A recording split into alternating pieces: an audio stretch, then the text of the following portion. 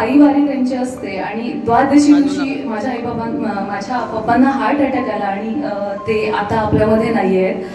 तर ज्या वेळेला मला हे समजलं त्यावेळेला मला खरंच सुचत नव्हतं काही गोष्टी आणि डायरेक्टली मी मुंबईला होते. मुंबईवरून गावी आले.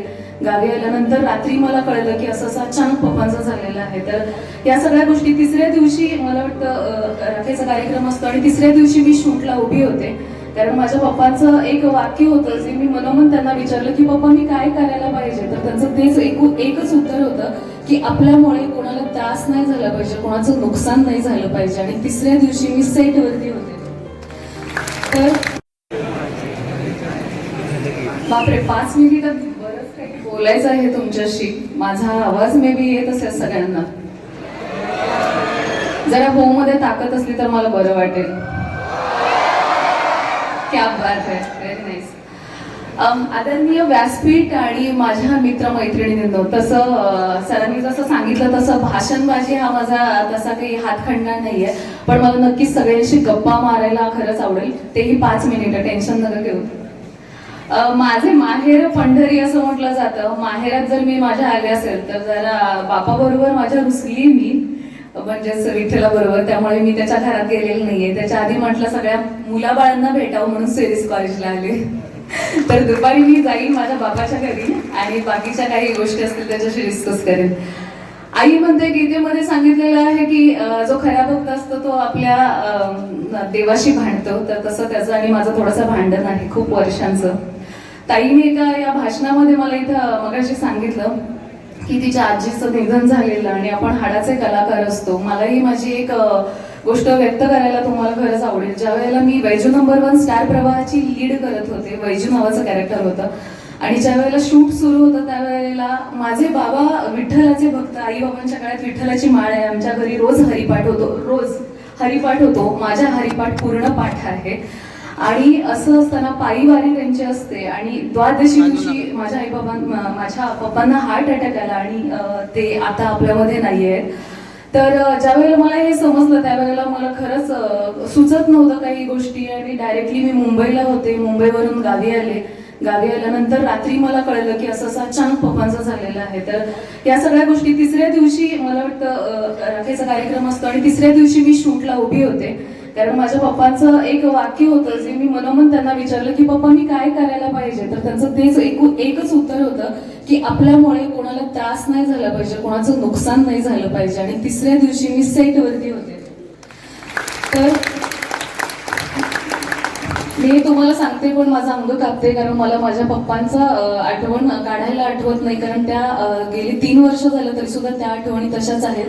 आपले आई बाबा ज्या पद्धतीने सांगतात, इथं मेसेजिंगचा खूप छान एक प्रोग्राम झाला तिकडे. जसं अकाडे सरांनी सांगितलं की सुप्तगुण, खूप दिवसांनी सुप्तगुण हा शब्द ऐकला मी. सुप्तगुण यासाठी आणि मला खूप छान वाटलं की ते स्वतः एक स्पोर्ट्स पर्सन आहेत. खरंच सुप्त गुण म्हणजे काय तर खरंच अंगात दडलेल्या गोष्टी ज्या आहेत ज्या आपण खरंच काढत नाही. कारण प्रत्येकाचं स्वप्न असतं की मी नाव कमवायला पाहिजे, खूप सारे पैसे कमवायला पाहिजे. मुलांना असं वाटतं की माझी चांगली फॅमिली पाहिजे, मी छान पैसे कमवले पाहिजे, घरदार पाहिजे. मुलींना वाटतं मी स्वतःचं नाव कमवलं पाहिजे आई बाबांचं. आणि त्यासाठी फक्त शिक्षणाची गरज आहे का? हो, खरंच गरज आहे. पण त्याच्या बरोबरीनं आपल्याला काय आवडतं, आपला काय हॉबी आहे. मला वाटतं की सृजन रंगाचा, 1 मिनिट मी सांगते, उन्मेष सृजन रंगाचा असं काहीतरी आपल्या थीमचं म्हणजे युवा महोत्सवाचं नाव आहे. उन्मेष सृजन रंगाचं म्हणजे काय तर रेनबोज, लाईक रेनबोज, खूप सारे रंग म्हणजे आपल्या अंगामध्ये असलेले विविध रंग जे आपण काढत नाही. फक्त आपल्याला असं वाटतं की मी अभ्यास केला तरच बऱ्याचशा गोष्टी होऊ शकतात, असं काही नाहीये. कारण मी स्वतः एक प्रोफेसर आहे. माझं एज्युकेशन आहे MA BEd प्लस MBA. मी ऑल इंडियाला 10 मीटर एअर पिस्टल खेळले. टग ऑफ वॉरला मी गोल्ड मेडल घेतलेलं आहे अमृतसर देव युनिव्हर्सिटीला. तर या सगळ्या गोष्टी करत असताना मी sales tax inspector pre qualify आणि PSI म्हणजे पोलीस सब इन्स्पेक्टर सुद्धा क्वालिफाय झालेले. हाईट मधून मी गेले.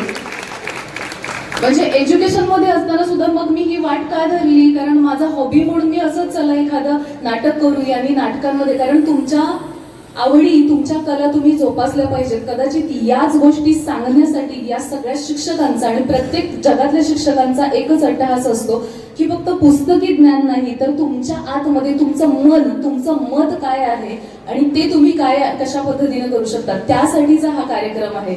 तुम्हाला स्वतःला तुम्ही विचारायचं आहे की ऑप्शन ए तयार झालेला आहे की तुम्ही इंजिनियर आहात, पण ऑप्शन बी काय आहे की ज्याच्यावरती तुम्ही जगू शकता. कारण कला ही तुम्हाला घडवू शकते, जगू शकते, जगवू शकते, अशी ही कला आहे आणि ती तुम्ही कधीच तुमच्यातली मारायची नाहीये.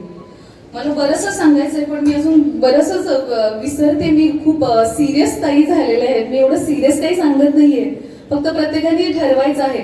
शिक्षकाची ओंजळ म्हणतात अशी असते, अशी तर प्रत्येक शिक्षक आणि व्यासपीठावरील सगळे शिक्षक तुम्हाला देण्याचं काम करत असतात. फक्त ते प्रामाणिकपणे घेण्याची आपली कपॅसिटी असली पाहिजे आणि प्लीज ती प्रत्येकाने घ्या आणि आपल्या आयुष्यामध्ये जे गोल आहेत ते कम्प्लीट करा.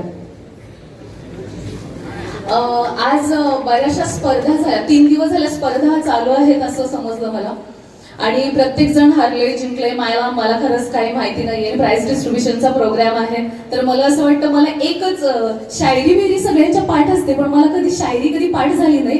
पण मला एकच शायरी कॉलेज पासून पाठ होती, ती मी आता कॉलेजच्या माहोलमध्ये आलेली आहे आणि इतकी रॉ एनर्जी आहे ना ती मला कॉलेजच्या ह्याच्यामध्येच मिळते. कारण मी प्रोफेसर होते त्यावेळेला मला सुद्धा खूप भारी वाटायचं, कारण इतक्या हाय एनर्जीमध्ये, हाय रेझोल्युशन मध्ये आपण हे करत असतो. त्यामुळे सगळे प्राध्यापक इथले कधी म्हातारे माहीत होणार असं मला वाटतं.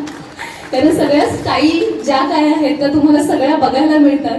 सगळं तुम्ही प्रत्यक्ष बघता, कारण तुम्ही त्याच एनर्जीमध्ये असता. अरे बापरे, ही स्टाईल आलेली आहे का. बाकीच्या कुठल्याही प्रोफेशनमध्ये काही कळत नाही, पण इंजिनियर कॉलेजचे जे प्रोफेसर असतात त्यांना सगळ्यांना माहिती असतं की जगात काय चाललेलं आहे. कारण आमची ही सगळी रॉ एनर्जी दाखवत असते आपल्या सगळ्यांना. स्वतःसाठी टाळ्या वाजवा पहिल्यांदा. जे हरले आणि जिंकले या सगळ्यांच्यासाठी जी माझी आवडती शायरी आहे ती मी तुम्हाला सांगेन. ना किसी से स्पर्धा, ना किसी से होड. वावामध्येच नाहीये, पुढचा आहे अजून.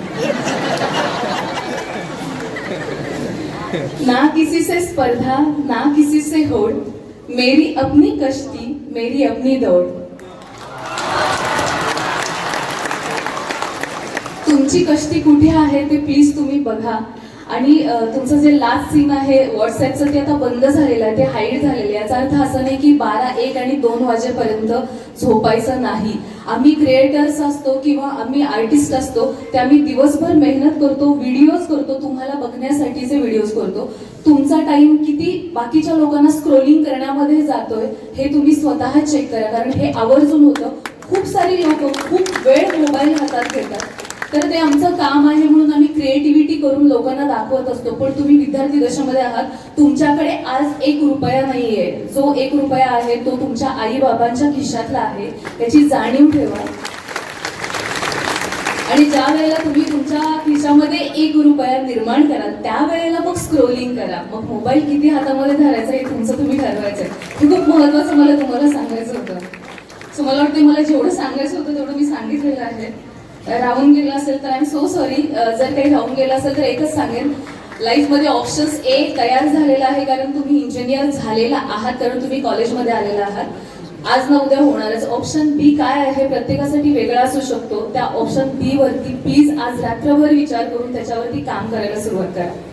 सगळ्यांना पुन्हा एकदा ऑल द बेस्ट. आणि जे जिंकलेले आहेत आणि जे स्पर्धा हरलेले आहेत त्यांना सुद्धा खूप सारं प्रेम आणि लय लव्ह यू. Thank you.